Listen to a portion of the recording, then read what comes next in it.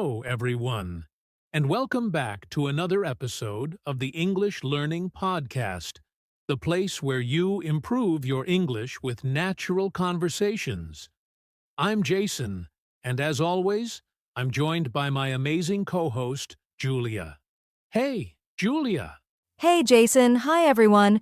I'm so excited about today's topic because it's something that almost every English learner struggles with, translating in their head before speaking. Yes, if you've ever found yourself thinking in your native language, translating each word, and then trying to speak in English, you're not alone.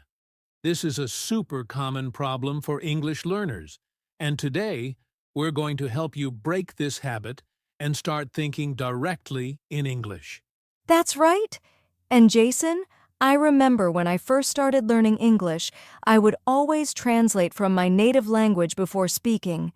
It made me slow, nervous, and sometimes my sentences didn't even make sense. Exactly. And the problem is, the more we translate, the harder it becomes to speak naturally. But don't worry. By the end of this episode, you'll have practical techniques to stop translating and start speaking smoothly. Yes, and we'll also talk about how the brain learns a new language and what you can do every day to start thinking in English like a native speaker. So if you're ready to improve your English fluency and confidence, stay with us till the end. And don't forget to subscribe to this podcast so you never miss an episode. All right, now let's talk about the big problem, translating in your head before speaking. If you're always thinking in your native language first and then translating to English, it can slow you down and make speaking feel frustrating. Yes, and it's something so many learners struggle with. Imagine this. You're in a conversation and someone asks you a simple question in English like, "What do you do for work?" Instead of answering right away, your brain goes, "Okay, let me translate this question into my native language. Think of a response, translate it back into English, and then speak." By the time you figure out what to say, the conversation has already moved on. Exactly. And this delay makes you feel nervous, self-conscious, and sometimes even afraid to speak at all. That's why a lot of learners hesitate and lose confidence. And the truth is, translating doesn't always work because different languages have different sentence structures, grammar rules, and ways of expressing ideas. If you try to translate word for word, your sentence might not make sense in English. Right. Let's take a quick example. In English, we say, "I'm 25 years old." But if you translate directly from some languages, you might end up saying, "I have 25 years," which sounds incorrect in English. That's such a good example. Another one is with greetings. In English, we say, "How are you?" But in other languages, the direct translation might be something like, "How is your condition today?" which sounds unnatural in English. That's why translating in your head doesn't just make you slower. It can also lead to awkward or incorrect sentences. And another big problem? It makes English feel like a second step instead of your natural way of communicating. If you always think in your native language first, your brain never gets used to forming sentences in English automatically. Exactly. And here's the thing. When native English speakers talk, they don't translate anything. They just think in English and speak naturally. That's what we want you to do, too. Yes, so if you feel stuck translating all the time, don't worry. You can train your brain to think in English, and that's exactly what we'll teach you in the next section. So now that we understand why translating in your head slows you down, let's talk about how the brain actually learns a new language. This will help you understand why thinking in English is so important. Yes, and the first thing to know is that our brain learns languages differently from how we learn other subjects. When we learn history or science, we memorize facts and information. But when we learn a language, we need to develop a skill, just like learning to play a musical instrument or a sport. Exactly. And when you first start learning English, your brain is like a child learning to walk. At first, it feels awkward and difficult, but with practice, it becomes automatic. That's a great way to put it. And here's something interesting. Your brain actually has two ways of learning a language: passive learning and active learning. Right. Passive learning is when you listen to English conversations, watch English movies, or read in English. Even if you're not speaking, your brain is still absorbing the language. And then there's active learning, which is when you actually use the language, speaking, writing, and thinking in English. And here's the key. If you only learn English passively, like by watching videos or listening to podcasts, but you never practice thinking or speaking in English, your brain won't develop the ability to form sentences quickly. Yes, it's like watching someone play the guitar all day but never picking up the guitar yourself. You won't become a guitar player just by watching. You have to practice. Exactly. And the more you actively use English without translating, the faster your brain will get used to thinking in English. That's because your brain forms neural connections every time you practice. And the best part? Your brain is designed to learn languages naturally. That's how babies learn, by listening, imitating, and repeating, not by translating. That's right. So instead of thinking, how do I translate this sentence? Try thinking, how would an English speaker say this? That shift in mindset will help you become fluent much faster. And don't worry if it feels difficult at first. It takes time, but the more you practice, the easier it gets. And in the next section, we're going to give you practical steps to stop translating and start thinking in English. All right. Now it's time for the most important part. How can you stop translating in your head and start thinking directly in English? We've got some simple, powerful steps to help you make this shift. Yes, and remember, this is a process. It won't happen overnight, but if you practice these steps consistently, you'll notice a big difference in how naturally you speak English. Okay, let's get into it. Step 1. Start with simple words and phrases. Yes, if you're always translating full sentences in your head, that can be overwhelming. Instead, train your brain by thinking of single words in English first. For example, if you see a tree, don't think of the word in your native language. Just think tree in English. That's a great tip. And once you're comfortable with words, move to short phrases. Like, when you wake up, instead of thinking, I need to brush my teeth in your language, think it in English. Yes, and that leads us to step 2, talk to yourself in English. Exactly. This might sound funny, but it's a great way to train your brain. Throughout your day, describe what you're doing in English. I'm making coffee. I need to find my keys. It's a sunny day. The more you do this, the more natural it becomes. Yes, and don't worry about making mistakes. This is just for you. The goal is to get your brain used to thinking in English instead of translating. That's so important.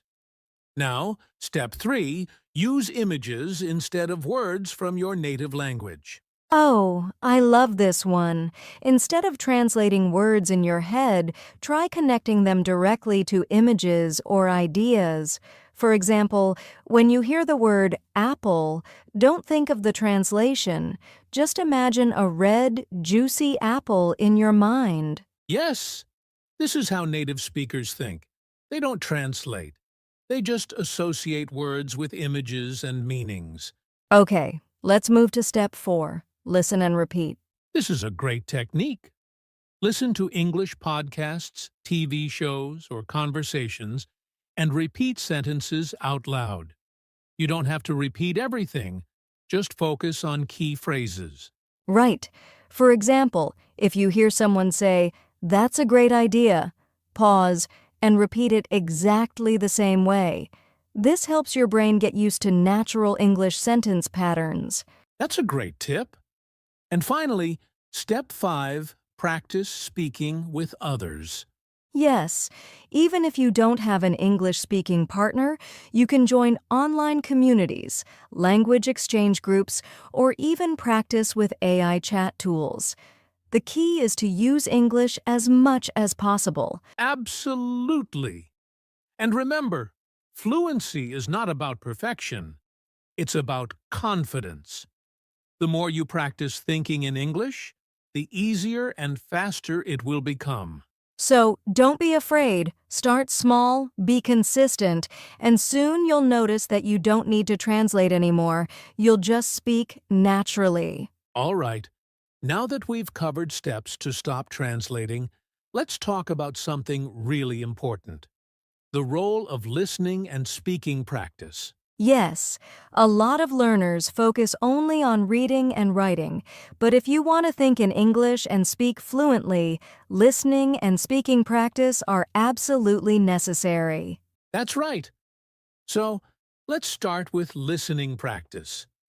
Listening is one of the best ways to train your brain to think in English naturally. Exactly. When you listen to English regularly, your brain starts recognizing sentence structures, word patterns, and pronunciation. This helps you understand English without needing to translate. And here's a great tip: listen actively, not passively. Don't just play English in the background. Really focus on it. Yes. One way to do this is by using the pause and repeat technique. Listen to a sentence, pause, and repeat it out loud. This helps your brain connect the sounds to meaning instantly. I love that. And another tip: shadowing. This means listening to a conversation and speaking along with it at the same time, like an echo. This improves pronunciation, rhythm, and fluency. Great tip. Now, let's talk about speaking practice. A lot of learners think, I'll start speaking when I know more English, but that's the wrong approach. Exactly. You don't wait until you're ready. You start speaking now and improve as you go. Speaking is a skill, and the more you practice, the better you get. That's right, and here's a simple way to practice. Speak out loud every day. Even if you're alone, describe what you're doing in English. Yes, and try having mini conversations with yourself. Ask a question in English, then answer it in English, like, "What did I do today?" "Oh, I went to the store and bought some fruit." I love that. And don't forget to find speaking partners. Join an online language exchange, talk to friends, or even use AI chat tools to practice conversations. Great point. And one last tip: don't be afraid of making mistakes. Mistakes are part of the learning process, and every mistake helps you improve. Yes, so listen daily, speak daily, and soon you'll think in English naturally. All right, now let's talk about the ultimate goal: thinking in English naturally. You've learned why translating in your head is a problem, how the brain learns a language, and steps to stop translating. But how do you train your brain to think directly in English? Great question. Thinking in English is a habit, and just like any habit, it takes time and practice. But don't worry, we have some powerful techniques to help you. Yes, let's start with Technique 1. Use English for everyday thoughts. Instead of thinking in your native language, try forming simple thoughts in English first. Exactly. For example, if you're planning your day, think in English. Okay, first I'll make breakfast, then I'll go to work, and later I'll meet my friend. This helps your brain get comfortable with English sentence structures. That's a great tip. Now, Technique 2. Label everything around you in English.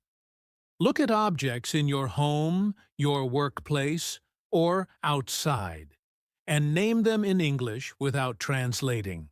Yes, if you see a chair, just think chair. Don't think of the translation. If you do this consistently, English words will come to your mind naturally. Absolutely. Now, Here's technique 3. Have an inner monologue in English. Talk to yourself in your head in English throughout the day. Oh, I love this one. Imagine you're narrating your own life, like a movie. I'm walking to the bus stop. It's a cold morning. I need to buy coffee later. This forces your brain to process English directly. That's such a fun way to practice. And here's another great method. Technique 4. Think in pictures, not words. Oh, yes. This means instead of translating words, you connect them directly to images. When you hear dog, don't think of the word in your language.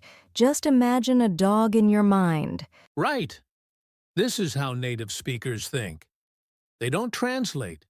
They just associate words with ideas and feelings. Now, let's talk about technique 5, speak first, fix later. Don't worry about grammar too much at the beginning. Just try to express your thoughts in English. Exactly.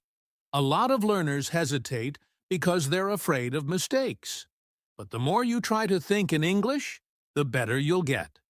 Fluency is about confidence, not perfection. That's so true. And if you follow these techniques daily, you'll soon notice that you no longer need to translate. You'll just think in English naturally. Now, let's talk about something that stops many learners from speaking English. Fear. A lot of people know English but feel nervous or afraid to speak. Julia, why do you think this happens? Great question, Jason. Fear of speaking comes from different reasons. Some people are afraid of making mistakes, some worry about their accent, and others feel shy because they think their English is not good enough. Exactly. But here's the truth. Making mistakes is normal. Even native speakers make mistakes. The key is to see mistakes as part of learning, not as failures. Yes, and actually, making mistakes helps you learn faster because you can correct them and improve. So, instead of being afraid, think of every conversation as practice. That's a great mindset. But what if someone feels really nervous when they try to speak? What can they do? Good question. Here's tip 1, start small. You don't have to speak in long, complicated sentences. Begin with short sentences and simple words. That's a great tip. Even saying things like, I like coffee or the weather is nice today helps build confidence. And here's tip practice with yourself first. Oh, I love this one. You can talk to yourself in the mirror or record your voice. This helps you get used to hearing yourself speak in English without pressure. Yes, and if you record yourself, you can listen to it later and see where you can improve. Now, let's talk about tip number 3. Speak with friendly people. That's important. Find people who support you, language exchange partners, online communities, or even friends who want to practice too. The more you speak, the more comfortable you'll feel. Absolutely. And here's a fun one. Tip 4, pretend to be confident, even if you're not. Oh yes, this is called fake it till you make it. If you speak with energy and a smile, you'll start feeling more confident naturally. That's a great trick. And one final tip. Tip 5, focus on communication, not perfection. The goal is to express yourself, not to be 100% correct all the time. Yes, people will understand you even if you make small mistakes. What's important is getting your message across. So don't let fear stop you. Just start speaking. Wow, Julia! We covered so many important points today about stopping translation and thinking in English. Let's do a quick summary for our listeners. Great idea. First, we talked about why translating in your head is a problem. It slows you down and makes conversations harder. Then, we explained how the brain learns a new language and why direct thinking in English is the key to fluency. Right. After that, we gave practical steps to stop translating, like using English for daily thoughts, labeling objects, and creating an inner monologue. We also talked about the importance of listening and speaking practice, because the more you hear and use English, the easier it becomes to think in English. Yes, and we gave powerful techniques to train your brain to think naturally in English, like thinking in pictures, using simple sentences, and speaking first without worrying about mistakes. And let's not forget one of the biggest challenges, overcoming the fear of speaking. We shared tips like starting small, practicing with yourself, finding supportive people, and focusing on communication, not perfection. Exactly. And remember, fluency is not about knowing every word. It's about confidence and practice. The more you practice these techniques, the easier it will be to think and speak in English. So, to everyone listening, don't wait for perfect English. Start speaking, start thinking in English, and enjoy the learning process. That's right. And if you found this episode helpful, subscribe to our podcast and share it with your friends who want to improve their English. Yes, and let us know in the comments. What's your biggest challenge in thinking in English? We'd love to help. Thanks for listening, and see you next time.